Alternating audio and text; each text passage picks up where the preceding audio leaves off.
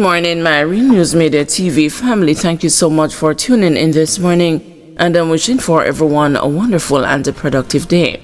And in the news this morning, man dies after falling from coconut tree in Manchester. Police are probing the circumstances surrounding the death of a 60-year-old man who reportedly fell from a coconut tree in Knockpatrick, Manchester on Thursday. Police named the man as George Pierce, a farmer of Meadsfield in Knockpatrick. A police report said about 3 p.m., Pierce had finished picking coconuts, and while descending the tree, a makeshift step broke and he fell to the ground. He was rushed to the Mandeville Regional Hospital and pronounced dead on arrival. His death has so far been classified as death by misadventure, pending a post-mortem. Marley facing charges after allegedly threatening woman with illegal gun. A 30-year-old gas distributor has been charged after allegedly grabbing a woman by the throat and brandishing a gun. Colin Nosworthy, otherwise called Marley, of Gregory Park, St. Catherine, has been charged with possession of a prohibited weapon, assault at a common law, unlawful wounding, and assault occasioning bodily harm following the incident in his community on April 2. Reports from the Caymanas police are that about 2 p.m., a woman and her relative had a dispute in which Nosworthy intervened.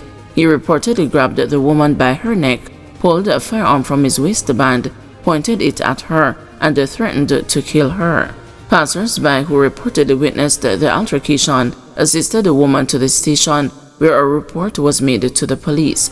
Nosworthy was later arrested during a targeted operation and was subsequently charged. His court date is being finalized. Haitian man charged for allegedly abducting and raping a woman.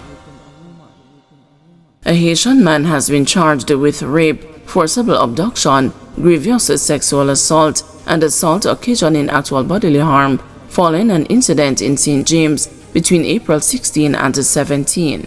He has been identified as Isaiah Simon of Dame Marie, Haiti.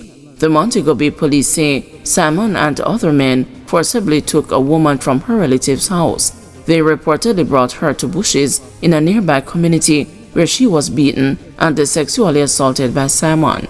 He allegedly later called the woman's relatives and demanded $500,000 for her return. The police say Simon released the woman about 8 p.m. on April 18. A report was subsequently made to the police, and the Simon was arrested on April 25. He was formally charged on Tuesday following an identification parade. The police say his court date is being finalized.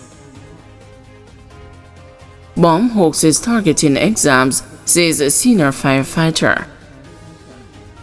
A senior official at the Jamaica Fire Brigade says a trend has been developing over the past 3 years of schools receiving bomb threats during the May to June period, raising suspicion that the intention is to disrupt the sitting of exams. This is the third consecutive year, as a matter of fact, that we have been experiencing these kinds of threats. Last year, we had threats at Bel Air High, Homewood High, Villa Road Primary. All of them for the past 3 consecutive years have been coming just about at the time when CXC is in progress, the official told the news on Thursday. The emergency responder shared the view hours after it was reported that a bomb threat had resulted in St. Andrew Prep School administrators advising parents to collect their children. During the May to June period, the Caribbean Secondary Education Certificate and the Caribbean Advanced Proficiency Examination, administered by the Caribbean Examinations Council, are held. The senior firefighter said the bomb hoaxes appear to be targeted at disrupting schools by either sending email to the institutions or nearby business places. Remember, last year the schools were seriously impacted. Some exams were not allowed to be sat as a result of what was happening at the time, and the students were disenfranchised, the firefighter said. He explained that bomb threats usually issued via email or phone calls are most times difficult to trace, and as such, the masterminds are never caught. It is from server that is always untraceable.